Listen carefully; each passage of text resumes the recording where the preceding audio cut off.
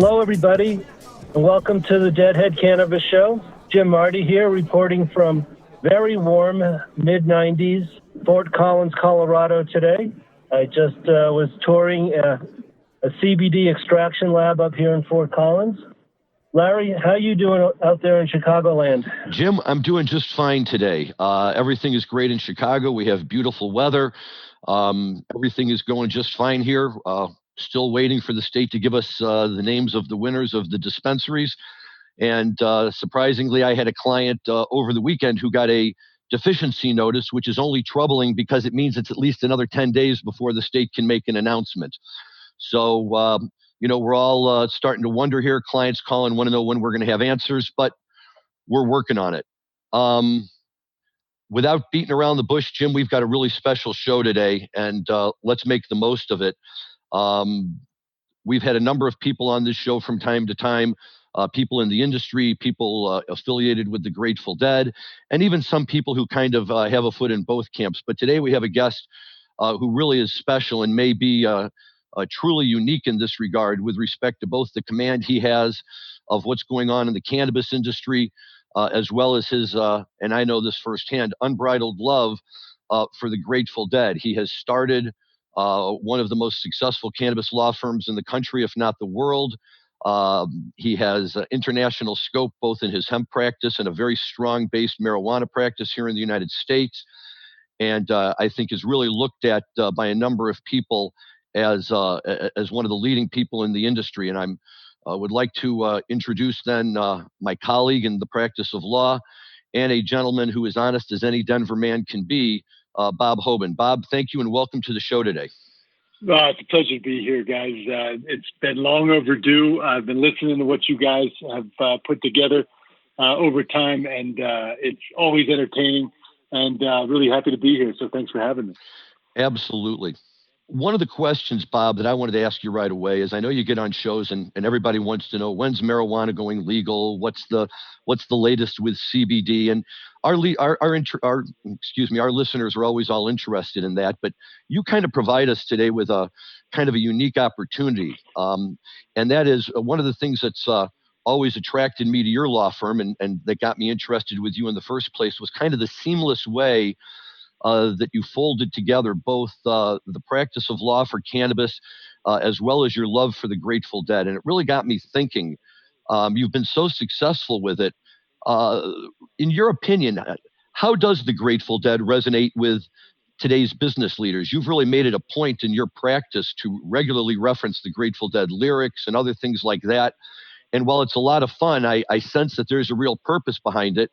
And I was curious as to what kind of brought you down that road and what results you've seen. No, it's a great point. I mean, ultimately, the Grateful Dead lyrics mean so much more to Grateful Dead fans, I think, than other lyrics from other bands, because the catalog, the library is so darn diverse.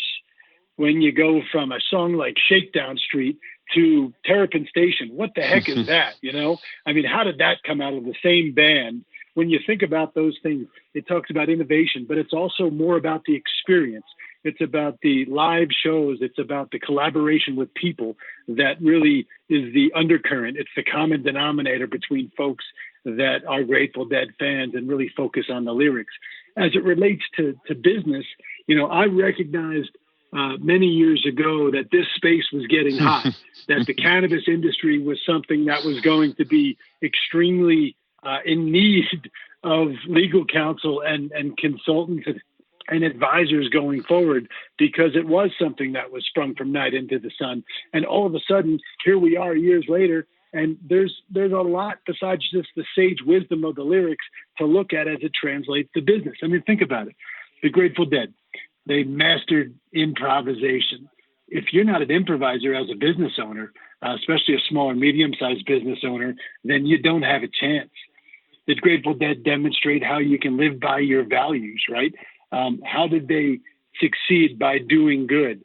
As a law firm, you certainly have to have that integrity. You have to have those values. And the industry values are something that people in the industry ultimately follow and make sure that you are who you say you are. the Grateful Dead also pioneered customer service in a certain respect, or at least customer value. I mean, think about it.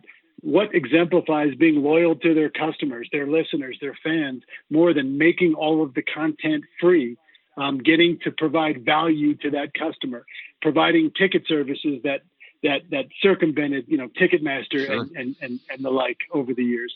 So there's a lot of things you can learn from the Grateful Dead as it relates to business. Those are just a handful of those things. And I'm curious, in your practice, have you had people respond specifically to that and take note of what you're doing? I get notes all the time. And by the way, I probably shouldn't say this, but there's a little game we play whenever I have a talk or whenever we're on a conference call, and it depends if there's some other Deadhead fans. You try to work lyrics into everything, and it's a game where you're awarded points. And the points really don't count, and they don't matter, and there's no objectivity around what points. But the bigger the stage, the higher profile the audience, the more points you get for working in tactfully and appropriately and subtly Grateful Dead lines. And people find them, and people that read what we put out as a law firm and that listen to our podcast, The Hoban Minute, they listen to it and they say, well, that was a great way to work that line in. Or, you talk about your work as advocacy, and you talk about your work out in the field, and you say something like, I spent a little time on the mountain, I spent a little time on the hill, meaning Capitol Hill. Like, people like those things, and it attracts them to you because it shows that there are layers to the person behind the business person, especially as lawyers, Larry. As lawyers, we get put in a box all too often. And if you look at people that use Grateful Dead lyrics that have high levels of success, it's not limited to lawyers, and it's not certainly limited to the Grateful Dead, but think of the great Bill Walton, as he narrates a basketball game and how he works lyrics into that. It's pretty profound. It puts a smile on your face, and it makes you appreciate that person's contribution much more. I agree. I do the same thing from time to time. One of my favorites when I'm negotiating a business deal is one man gathers what another man spills. Sure. I was just going to say that's a great line, and it's a great line to talk about the different uses of hemp. We always find that. What about the stalk that you leave in the field after you take the flowers and the CBD off of it? One man's going to gather that because there's business to be made. That's true. That's very true. And back to Robert Hunter's lyrics, as I try to explain to non-deadheads, say it's like Shakespeare. It's poetry. 100%. Well, I think that's true. And we've talked about this, Jim, before, and Bob, you and I have had this conversation as well. But, the thing about that is that Robert Hunter's lyrics could stand alone.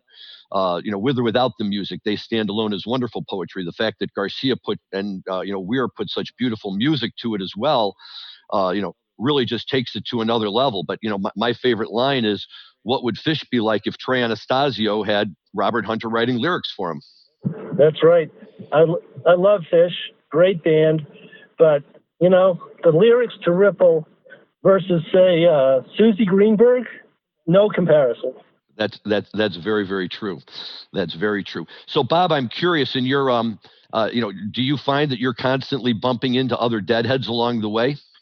So you find Deadheads in the strangest of places, perhaps. If you look at it right. Yeah, exactly. The things that occur to me is when I weave in a line. For example, we were talking to a group of investors recently, and the idea of you plant ice, you're going to harvest wind. That came out, and it came out naturally. And that's an important thing about using these lines. It's got to come up subtly and in context and be appropriate. It can't be pre-planned. Yes. So when you say that, and then somebody comes up to you afterwards and go, "Hey, I heard you're a big Grateful Dead fan." I said, "Well, didn't you happen to notice?" "Oh, I thought that's what you were getting at, but I wasn't sure." It just sounded like such an artful way to make your point. And that's another reason, Larry, that this makes that this works so well. You're not forcing something in there. You're using it. It's an artful way of saying something you otherwise would have said, and it's inspired, written by the Grateful Dead. And by the way, I must note, you talk about Hunter. Let's not leave John Perry Barlow out there. Amen. I was just up in Wyoming last week and drove through Cora, Wyoming, where he was from. And, reminds me of this great story Bob Weir tells about when he wrote Saint of Circumstance and these thunderstorms that came across the Wyoming high plains, and saw one of those right at that point in time. As Weir would say, it was a giant purple rogue thunderstorm that just came rolling over the mountains, dropping lightning and thunder everywhere. So it was pretty awesome. That's funny. You know, what's interesting to me here, and the three of us, I think, really kind of are perfect examples. You know, my father was always really concerned about me running off to all these Grateful Dead shows, right? Oh, who are these people you're hanging out with? And who are these crazy deadheads? And who are these? And yet, if you stop and you look at the number of successful business people in this world who are, in fact, deadheads, I think it speaks pretty well for the people that find themselves hooked into the Grateful Dead. Well, yes. And let me give you an example of that in real time. I was down in Mexico for the Deadhead Company playing in the sand just in January. I guess that was the end of January, early February. This was right before, COVID really started to have the impact across the United States. And it's the second year in a row I'd gone to the Playing in the Sand. And while it's a great event, one thing you notice is the level, and by the way, it's not inexpensive to go to Playing in the Sand. They price it accordingly. They know their audience, right? It does attract a level of professionals who have gotten to a certain point in their life and that can afford that. And we saw that. You see that firsthand in that makeup of that crowd. Business leaders from all over the world. You've got people that you'd recognize their faces from the front of Forbes magazine, just walking by in a tie-dye with a beer in their hand. That's the kind of crowd that the Deadheads have evolved into. Not to suggest that it's all like that or that means some are better than others, because that's not the case at all. But it does have a disproportionately large group of highly successful professionals that follow the Dead. Jim, have you found the same thing, Jim?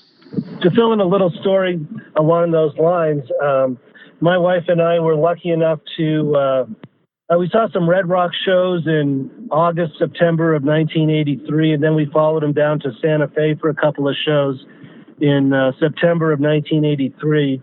And 6 months later, we started our own CPA firm. So big inspiration to me. Sure. It's a great way to go sometimes. For me, I've always just liked the fact that when I'm sitting in my office, I have a Grateful Dead poster on the wall. Yeah, me too. And in a lot of ways, they represent freedom. They really do. It's a great thing. And Bob, along those lines, something we like to do with our guests who come on the show who have a little bit of a Grateful Dead background is, when was the first time you saw the Grateful Dead? When you sent me that note the other day, it brought me back October 26, 1985, in Tampa, Florida. I was just a little over 10 years old, and my uncle had brought me to a show. I just remember the song Throwing Stones in that set list, and just, what a powerful anthem that was, perhaps. And, you talk about, liberty, and you talk about freedom. The Grateful Dead certainly stands for that, but it also stands for social activism in so many other ways. And then you went into the second set of that show, and you got a really, really long and deep Women Are Smarter, which, who knew that wasn't Iko Iko, by the way? It was pretty remarkable. Right, exactly. It used to drive me crazy. Many years ago. Wow, so 10 years old, boy! I think you take the record for the youngest first show that we've had on the show so far. Very impressive. Do you have a recollection of it? I mean, do you really recall enjoying it at the time as a 10-year-old? Well, I like I said, Throwing Stones was the first one. That might have been the seventh or eighth song of the show, if I remember correctly. At the beginning of it, I was just awed by what was going on around me and the people. And then that was the song that sort of got me to go, oh, wow, I get it. Or at least I feel something now. And then, from that point forward, it was more about the music at that show, if I remember. But, even going back, I know you guys were talking about the Fare Thee Well shows the other day. The same thing I recognize as a 10-year-old is the same thing I recognize at the Fare Thee Well shows. When you look around that venue, whatever it might be, there were 10-year-olds, there were 78-year-olds, there was everywhere in between. There were people in wheelchairs, there were men, there were women, there were people of all shapes, sizes, and colors. And that is ultimately what the Grateful Dead shows were all about. And that's what the thing back when I was 10 years old that impressed me the most. I was standing next to my uncle, who was an old guy at the time, probably, 40 plus or minus, right? An old guy, quote unquote. And looking around and seeing guys that were probably 60 at the time and going, these are even older guys, right? And then looking around, and now we're the old guys, and there's another younger generation below us. It's a pretty darn cool thing to be a part of, and it really represents the timeless element of the music. The music stands for something much more than just the notes on a piece of paper and the words. Like you said, Jim, it's poetry. It means something for people. It's shaped people's lives so deeply. It certainly shaped mine.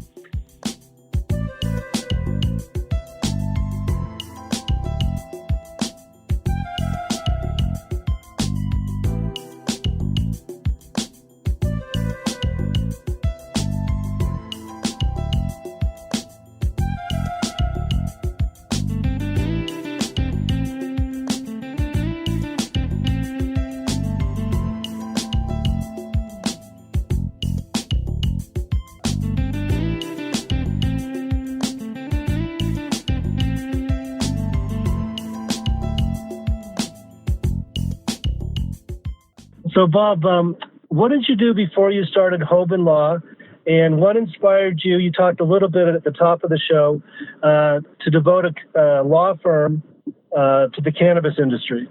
That's a great question. So before I went to law school, obviously, before I went to law school, I worked for the U.S. government on the East Coast in Manhattan, graduating from Rutgers University. I had just a hankering to get out to the West, to the Rocky Mountains. I did a lot of mountain biking. I did a lot of backpacking and climbing in the West, and I decided I wanted to move out there.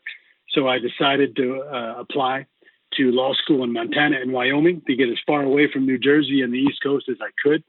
And so I went to law school in Wyoming.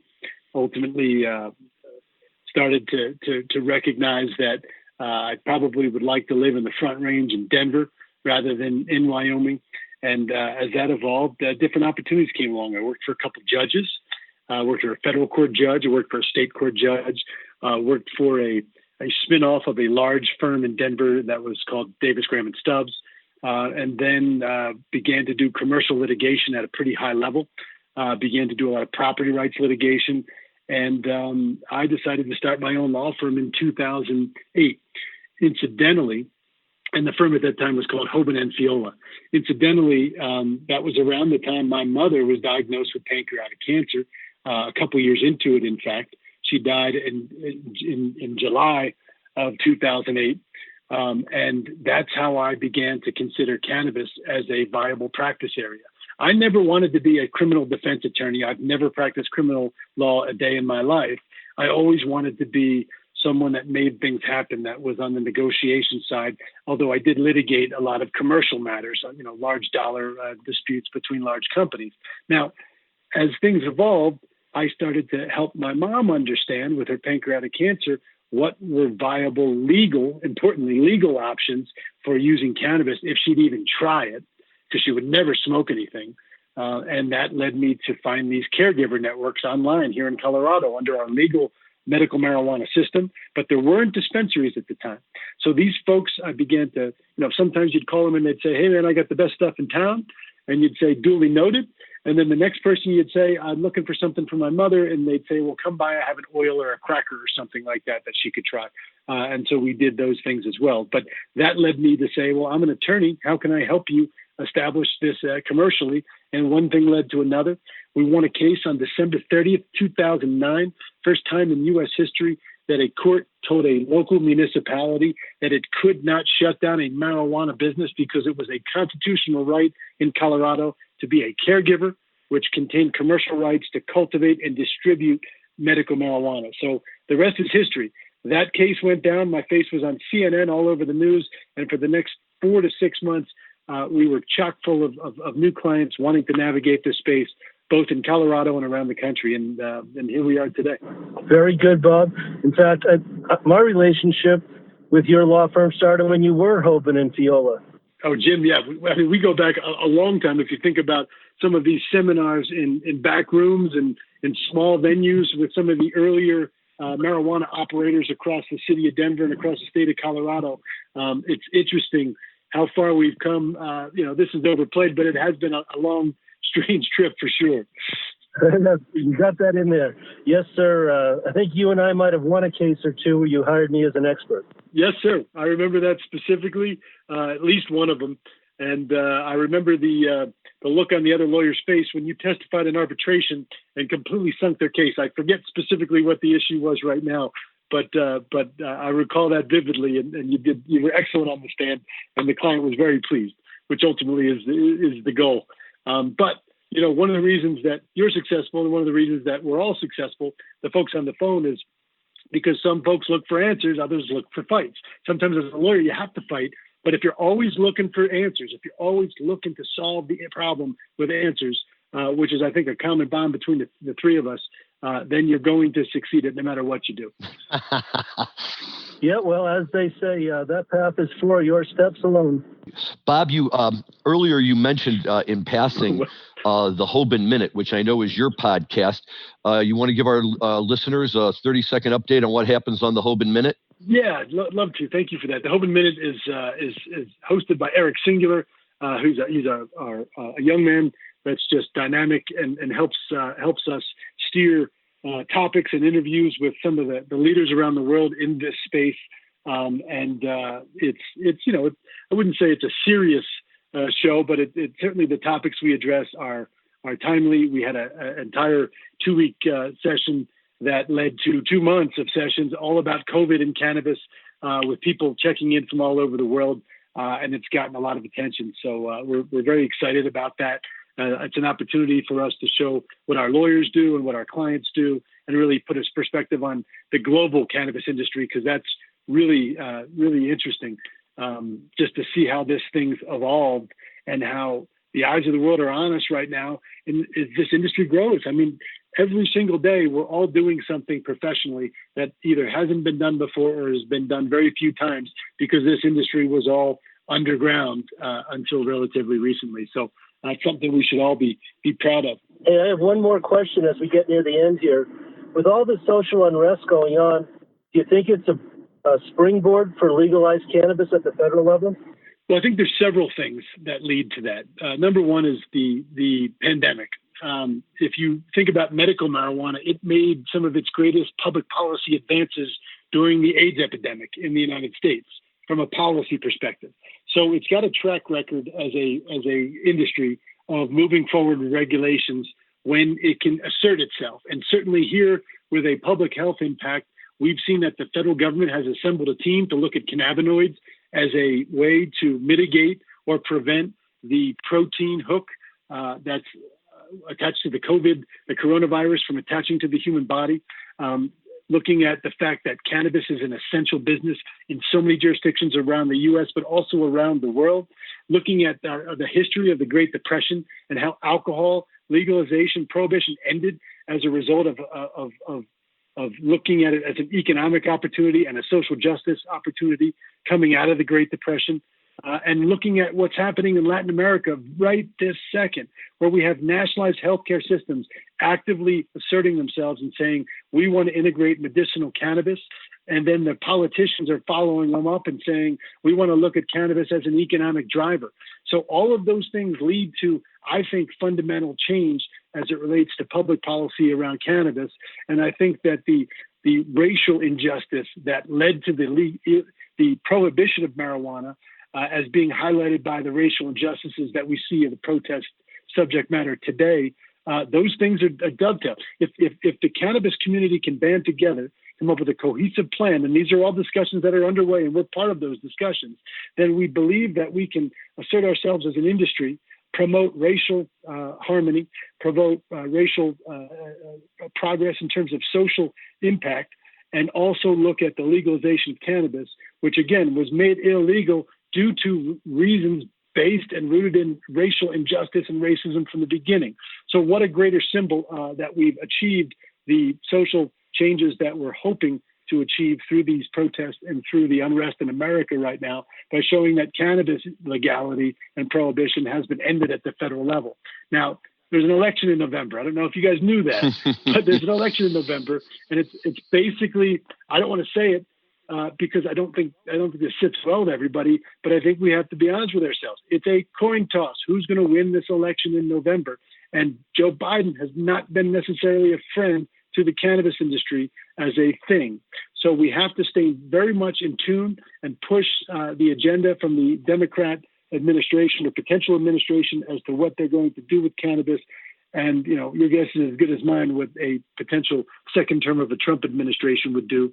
But let's see what we can do to look out for the industry as it relates to those policy topics. Well, I think that is a very good way to end things today. Larry, do you have anything else? Yeah, I just wanted to ask Bob one last question as we talk about all of this. And you told us your story, Bob. Sitting here today, are you amazed where this cannabis industry has come from 2008 when you were first, beginning to pay attention to it? Did you have any reason to ever believe that cannabis would grow to the point that it's grown to today? The thought of having a regulated dispensary system in Colorado at that time was the most exciting thing I could possibly imagine from a policy and legal standpoint. And, remember, I also taught at the University of Denver, cannabis policy from 2011 to 2016. So being able to teach cannabis policy courses with a straight face and being able to look at a dispensary system, that was the most exciting thing that I could ever possibly imagine. And then CBD and the cannabinoids from industrial hemp happened at the federal level under these strange political times. And now it's a global industry. I could never have imagined that those things would have occurred and that those things would have, afforded me an opportunity to work with clients and to, just have some fun working in this industry, advancing pretty serious issues. But one thing I just want to mark as it relates to today, because I just read this article a couple of hours ago, but the Nassau Coliseum, by the way, gentlemen, the Nassau Coliseum looks like it's being closed down. It's in debt. Billionaire owner of the Barclays Center and the teams, Prokhorov, he's basically said he's going to close it. Now there is a debt scenario, so it could come back.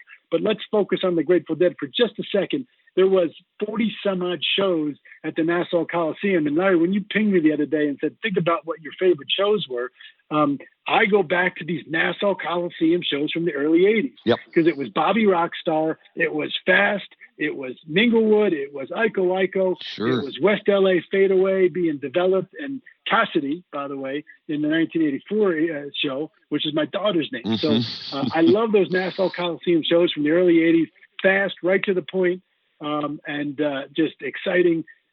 But we might not see the Nassau Coliseum anymore, even though Dead & Company's played there fairly recently. Well, you're right, and that's too bad because the other day my son called me and he said he was participating in some online thing where you had to identify a different song every day, and the theme was the other day a song from a band that you wish you had seen, and of course for him he wished he had seen the Grateful Dead, and he wanted to do Eyes of the World. And besides the fact that I love that my kid knew right away to go to Eyes of the World without me prompting him, he calls me up and he says, Dad, I need a good version of Eyes of the World. I'm like, Nassau Coliseum, Branford Marsalis on that alto sax. That's it. That's what you want to listen to. And you're right. Every time I think of the Nassau Coliseum, forget about the New York Islanders. I just think of Tremendous Dead shows. Tremendous Dead shows, yes. Well, that's a good thing, and that also means that you're raising your children right, Larry. Well, that's I have to tell you, Bob, Jim and I have had this conversation because his kids are the same way. There's not a single album in my father's record collection that I would ever listen to, and he never had any interest in listening to what I listened to. And now my kids can't get enough of the Grateful Dead all of a sudden, and they love the fact that all this music I made them listen to for all these years, all of a sudden they say, wow, this is really good. We really like it a lot. And for me, the fact that I can share this kind of music and experience with my kids is what makes it most fun of all. Well, I think we've all raised our kids the right way. I've always taught them that there ain't no time to hate. That's right. That's right. Very true. True that. Absolutely. Bob, this has been great. We just can't thank you enough for taking the time to be on the show today. For our listeners out there, if you want to listen to the Hoban Minute, you can get a link to it by going to hoban.law, which is the firm's website, and there's all sorts of good information there about the firm and all the lawyers, but you can certainly get a link to Bob's podcast. I would strongly encourage people who have an interest in the cannabis industry and want to be up to speed with what's going on at the moment. That's a great place to learn about it, and you can count the number of dead references you hear. So, Bob, thank you so much for coming on our show today. No, it was my pleasure, guys. Thanks for having me, and I'm excited to listen and to keep listening to you guys as you debate these topics. And I love getting outside of the Grateful Dead a little bit as well when you talk about Fish and some other bands. So keep the good stuff coming, gentlemen. We will indeed. Well, again, thank you very much. And this is Jim Marty signing out from sunny and warm Fort Collins, Colorado. And this is Larry Mishkin saying goodbye. Thank you all for listening. Thank you to our guest, Bob Hoban from the Hoban Law Group. And everyone have a good week. Thank you all.